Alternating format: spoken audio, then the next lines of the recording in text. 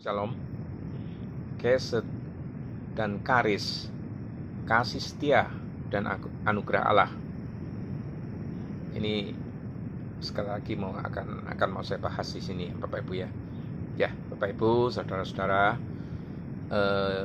di dalam Alkitab kita bisa menemukan dua kata yang sangat indah ini, Bapak Ibu ya.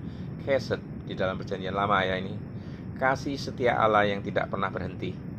Sedangkan karis di dalam Perjanjian Baru, anugerah Allah yang cuma-cuma di dalam Kristus, Bapak Ibu. Dua kata ini bagikan dua sisi dari satu koin. Kesed adalah hati Allah yang setia, dan karis adalah tangan Allah yang memberi. Ya. Kesed, kasih setia Allah yang kekal, Bapak Ibu. Ya, di Mazmur 136:1 ini dinyatakan, Bapak Ibu ya, bersyukurlah kepada Tuhan, sebab Ia baik. Bahwasanya untuk selama-lamanya kasih setianya. Inilah Hesed, Bapak Ibu. Hesed berarti kasih yang teguh, tak tergoyahkan, dan penuh belas kasihan. Kasih yang tidak bergantung pada kelayakan manusia, Bapak Ibu. Contohnya, Allah tetap setia kepada Israel, meski mereka itu sering memberontak.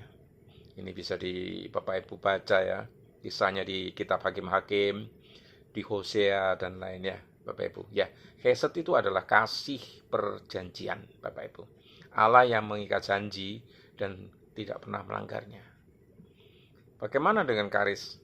Karis adalah anugerah Allah yang menyelamatkan. Efesus 2 ayat 89. Karena kasih karunia atau karis, kamu diselamatkan oleh iman. Itu bukan hasil usahamu, tetapi pemberian Allah. Itu bukan hasil pekerjaanmu. Jangan ada yang memegahkan diri. Karis berarti karunia cuma-cuma yang tidak bisa dibeli atau dibalas, Bapak Ibu. Di salib kasih itu atau kesed Allah menemukan bentuknya di dalam anugerah atau karis. Roma 5 ayat 8 menyatakan, akan tetapi Allah menunjukkan kasih-Nya kepada kita oleh karena Kristus telah mati untuk kita ketika kita masih berdosa. Karis adalah pembelian Allah yang menyelamatkan, mengampuni, dan memampukan, Bapak Ibu. Nah, kesatuan Kesed dan Karis. Kesed, Allah tetap setia mengasihi meski kita gagal. Karis, Allah mencurahkan kasih setia itu melalui Kristus, memberi kita keselamatan dan hidup yang baru, Bapak Ibu. Jadi Kesed adalah kasih yang bertahan, Karis adalah kasih yang memberi. Ilustrasinya begini, Bapak Ibu ya. Bayangkan seorang anak itu selalu nakal ya, melanggar aturan, melukai hati orang tuanya, bahkan sering keluar rumah ya. Tapi kasih itu belum cukup, Bapak Ibu. Sang ayah mencari anaknya ya, membawanya pulang dan mengampuninya tanpa syarat. Itulah karis.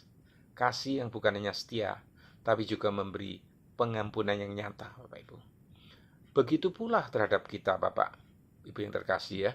Hesed, kasihnya tidak pernah berubah. Karis, kasih itu diwujudkan di dalam Yesus Kristus ya, yang mati bagi kita. Nah, apa aplikasinya bagi kita semua? Hidup di dalam syukur itu harus dilakukan, Bapak Ibu. Jangan lupa bersyukur setiap hari. Karena kita ada sampai hari ini hanyalah karena Hesed dan karis Allah. Jangan hidup di dalam perasaan hati yang selalu bersalah ya, Bapak Ibu. Kalau Allah sudah melimpahkan karis, jangan biarkan dosa itu mengikat kita. Hiduplah di dalam karunia Kristus. Sadarkan, salurkan Kesed dan karis itu juga kepada orang lain, Bapak Ibu. Misalnya ya, setia di dalam hubungan keluarga ya, pelayanan, persahabatan, itu mengisyaratkan karis ya, Bapak Ibu ya. Kesed, maaf, kesed ya. Sedang karis itu dalam bentuk murah hati ya, mengampuni tanpa menuntut balasan, memberi dengan tulus. Nah, Bapak Ibu dan saudara-saudara terkasih, Kesed menunjukkan bahwa Allah tidak pernah menyerah atas kita. Karis menunjukkan bahwa Allah rela memberikan yang terbaik, yaitu Kristus, untuk menyelamatkan kita, Bapak Ibu. Mari kita hidup bukan hanya sebagai penerima hesed dan karis, tapi juga menjadi saluran kasih, setia, dan anugerah Allah bagi orang lain.